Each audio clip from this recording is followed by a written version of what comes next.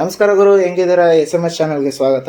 ಇವತ್ತಂತೂ Nifty full comeback ಅಂತಲೇ ಅನ್ಬೋದು. 24,000 ಮೇಲೆ ಮತ್ತೆ ವಾಪಸ್ ಬಂದಿದೆ. ಅದೇ ದೊಡ್ಡ ಅಚೀವ್ಮೆಂಟ್ ಅಂತ ಆಗಿರ್ಬೋದು. ಇವತ್ತೇನೆಂದರೆ ಎಲ್ಲರ ಪೋರ್ಟ್ಫೋಲಿಯೋನೂ ಅಷ್ಟೊಂದು ಎಲ್ಲ ರಿಕವರ್ ಆಗೋಕ್ಕಾಗಿಲ್ಲ. ಯಾಕೆಂದರೆ ಇವತ್ತು ರಿಕವರ್ ಆಗಿದ್ದೆ ಒಂದು 2-3 ಕಾರಣದಿಂದ ಮತ್ತು 2 ಸೆಕ್ಟರಿಂದ. ಆ ಯಾವ 2 ಸೆಕ್ಟರ್ ಅಂದರೆ, ಮೊದಲನೇದು ನಿಫ್ಟಿ IT. ಎಲ್ಲ IT ಕಂಪ್ನೀಸ್ ನಿನ್ನೆ ನೋಡ್ಬೋದಾಯಿತು. ನಿಫ್ಟಿ IT ಒಂದು ವಿಡಿಯೋ ಕೂಡ ಹಾಕಿದ್ದೀನಿ. ನಿಫ್ಟಿ ಏನಕ್ಕೆ ಬೀಳ್ತಿದೆ, ನಿಫ್ಟಿ IT ಏನಕ್ಕೆ ಬಿತ್ತು ನಿನ್ನೆ ಅಂತ. ಇವತ್ತು ನಿಫ್ಟಿ IT 2% ಹತ್ತದ್ರ ಮೇಲೆ ಬಂದಿದೆ. ಸದ್ಯ ರಿಕವರ್ ಆಗಿದ್ದು ಒಳ್ಳೆಯದಾಯಿತು. ಅದು ನೆಕ್ಸ್ಟ್ ಇನ್ನೊಂದು ಯಾವ ಸೆಕ್ಟರ್ ಅಂದರೆ financial sector, banking sector. Banking sector ಒಂದು ಒಳ್ಳೆ ನ್ಯೂಸ್ ಬಂದಿದೆ RBI ಗವರ್ನರಿಂದ. ಆ ನ್ಯೂಸ್ ಏನಂತ ಲಾಸ್ಟಲ್ಲಿ ನೋಡೋಣ, ವಿಡಿಯೋ ಲಾಸ್ಟಲ್ಲಿ.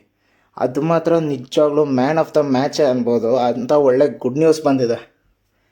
ಇವತ್ತು 58,000 ಮೇಲೆ ಸಸ್ಟೈನ್ ಆಗಿದೆ ನಿಫ್ಟಿ, ಬ್ಯಾಂಕ್ ನಿಫ್ಟಿ 1.6% ಹತ್ತತ್ರ ಮೇಲೆ ಬಂದಿದೆ. ಒಳ್ಳೆಯದು. ಜೊತೆಗೆ ಬೇರೆ ನೀವೆಲ್ಲ ಸೆಕ್ಟರ್ಸ್ ನೋಡ್ಬೋದಾಗಿತ್ತು.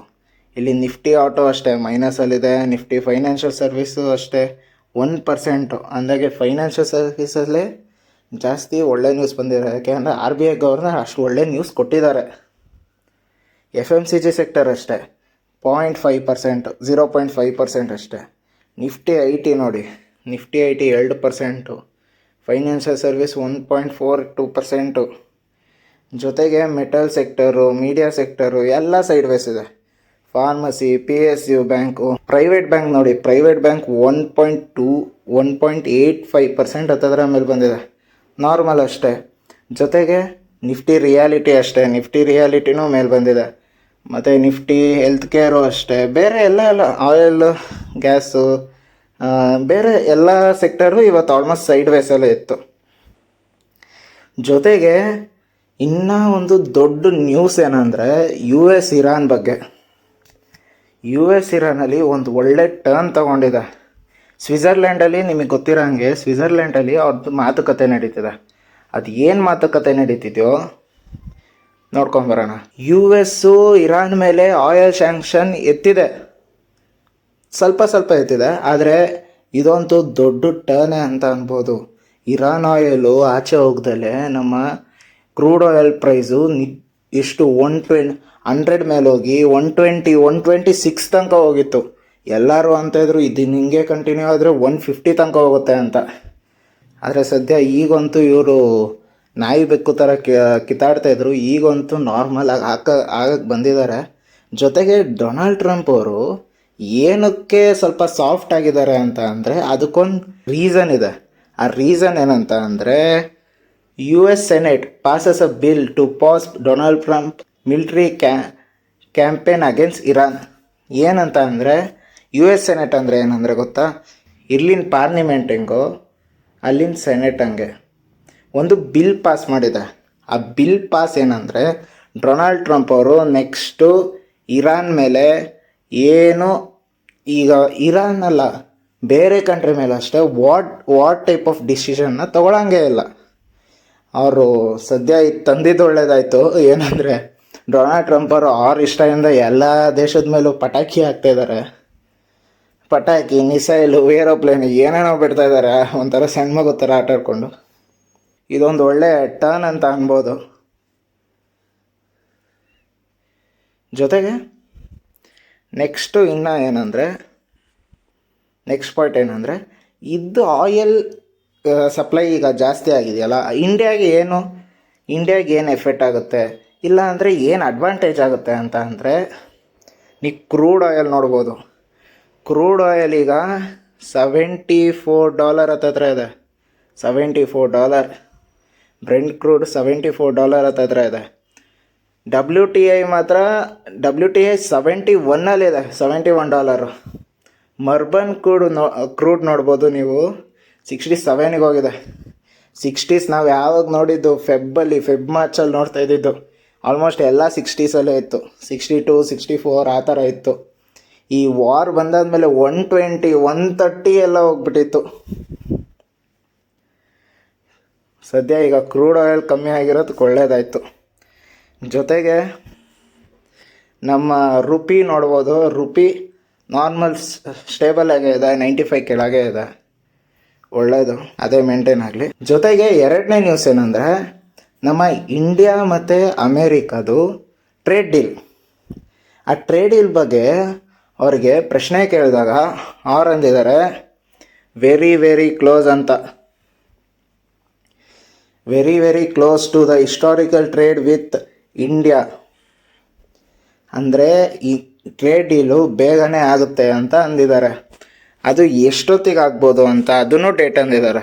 ಜುಲೈ 24 ಅಷ್ಟರಲ್ಲಿ ಇಡೀ ಏನಂತಾರೆ ಟ್ರೇಡ್ ಡೀಲ್ ಆಗ್ಬೋದು, ಅದ್ರ ಮುಂಚೆನೇ ಆಗ್ಬೋದು ಅಂತ ಅಂದಿದ್ದಾರೆ. ಈ ಟ್ರೇಡ್ ಡೀಲ್ ಆಗೋದು ಒಳ್ಳೇದಂತ ಅಲ್ಲ, ಒಂದೇನಂದರೆ ಅದರಲ್ಲಿ ನೋಡಬೇಕು ಒಳಗೆ ಅವ್ರಿಗೆ ಯಾವ ಮಾರ್ಕೆಟು ನಮ್ಮ ದೇಶದೊಳಗೆ ಬಿಡ್ತಾರೆ ಅಂತ. ಈಗ ನಮ್ಮ ಅಗ್ರಿಕಲ್ಚರ್ ಸೆಕ್ಟರು, ಡೈರಿ ಸೆಕ್ಟರು ಅದಕ್ಕೆ ಮಾತ್ರ ಬಿಟ್ಟರೆ ನಿಜವಾಗ್ಲೂ ಅಂತೀನಿ ನಮ್ಮ ದೇಶದೊಳಗಿರೋ ಕಂಪ್ನೀಸ್ಗೆ ತುಂಬ ತೊಂದರೆ ಆಗುತ್ತೆ. ಇಂಡಿಯಾ US ಡೀಲು ಏನಾಗುತ್ತೆ ಅಂತ ನೋಡೋಣ. ನೆಕ್ಸ್ಟು ಆ ತೊಂದರೆ ಆಗದೆ ಇದ್ದರೆ ಸಾಕು. ಅಂದರೆ ಯಾವ ಸೆಕ್ಟರಿಗೆ ನಮಗೆ ಅಡ್ವಾಂಟೇಜ್ ಸಿಗುತ್ತೆ, ಅವ್ರಿಗೇನು ಅಡ್ವಾಂಟೇಜ್ ಸಿಗುತ್ತೆ. ಏನಂದರೆ ನಾವು ಎಲ್ಲ ಕಂಟ್ರಿ ಜೊತೆನೂ ಒಂದೊಳ್ಳೆ ರಿಲೇಷನ್ಶಿಪ್ ಮೇಂಟೈನ್ ಮಾಡಬೇಕು. US ಮೇಲೆ ಜಾಸ್ತಿ ಡಿಪೆಂಡ್ ಆದರೆ ಗೊತ್ತಲ್ಲ ಹೆಂಗಾಗಿತ್ತು ಕೆನಡಾದು ಅಂತ. ಸ್ಯಾಂಕ್ಷನ್ ಮೇಲೆ ಸ್ಯಾಂಕ್ಷನ್ ಆಗ್ತಾರೆ, ಏನೇ ಫ್ರೀಯಾಗಿ ವರ್ಕ್ ಮಾಡೋಕ್ಕಾಗಲ್ಲ. ಓಕೆ, ನೆಕ್ಸ್ಟ್ ಕೊನೆ ಇರೋದು man of the match news ಏನಂತ ಅಂದರೆ ನಮ್ಮ RBI ಗವರ್ನರ್ ಅವರು ಏನಂತ ಅಂದಿದ್ದಾರೆ ಅಂದರೆ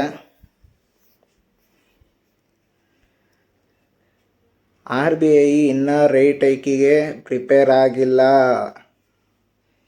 ಅಂದರೆ ಒಳ್ಳೆಯದು, ಯಾಕೆ ಅಂದರೆ ನಮ್ಮ ರೇಟ್ ಹೈಕ್ ಏನಾರು ಆದರೆ ಇಡೀ ಮಾರ್ಕೆಟಿಂದ ಲಿಕ್ವಿಡಿಟಿ ವಾಪಸ್ ಬರುತ್ತೆ.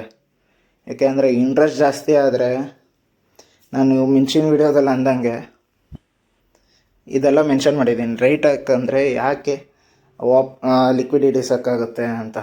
ಯಾಕೆ ಅಂದರೆ ಇಂಟ್ರೆಸ್ಟ್ ರೇಟ್ ಜಾಸ್ತಿ ಮಾಡಿದ್ರೆ ಲೋನ್ಗಳು ಜಾಸ್ತಿ ಆಗುತ್ತೆ.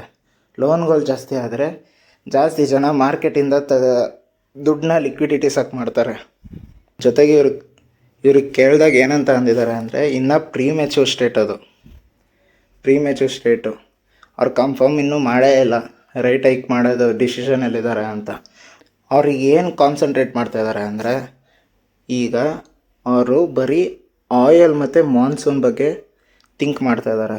RBI ಅವರು ರೈಟ್ ಹೈಕ್ ಬಗ್ಗೆ ಏನು ಥಿಂಕ್ ಮಾಡ್ತಾಯಿಲ್ಲ ಅವರು. ಇದು ತುಂಬ ಒಳ್ಳೆಯದು.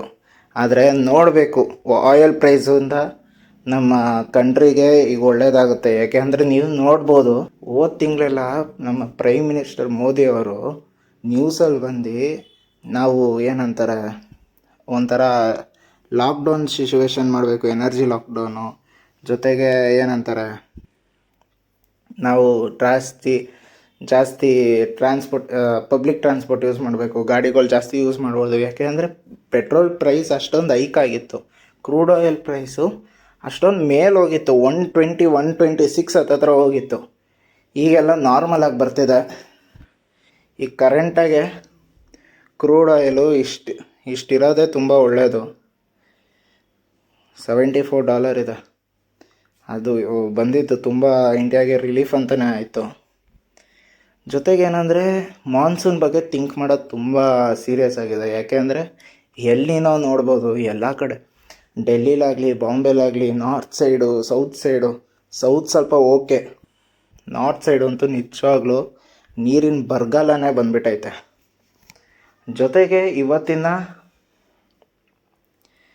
ಜೊತೆಗೆ ಇವತ್ತು ಮಾರ್ಕೆಟ್ ಮೇಲೆ ಹೋಗೋಕ್ಕೆ ಇದೊಂದೇ ಕಾರಣ. ಬ್ಯಾಂಕಿಂಗ್ ಸೆಕ್ಟರು, IT ಸೆಕ್ಟರು ಅಷ್ಟೇ. RBI ಗವರ್ನರಿಂದ ಬ್ಯಾಂಕಿಂಗ್ ಅಂತೂ ಇವತ್ತು ಫುಲ್ ಬುಲಿಶಾಗೇ ಇತ್ತು. ಇದೊಂದು ಬುಲ್ಸಿಗೆ ಒಂದೊಳ್ಳೆ ಬೂಸ್ಟ್ ಕೊಟ್ಟಂಗೆ ಆಯಿತು.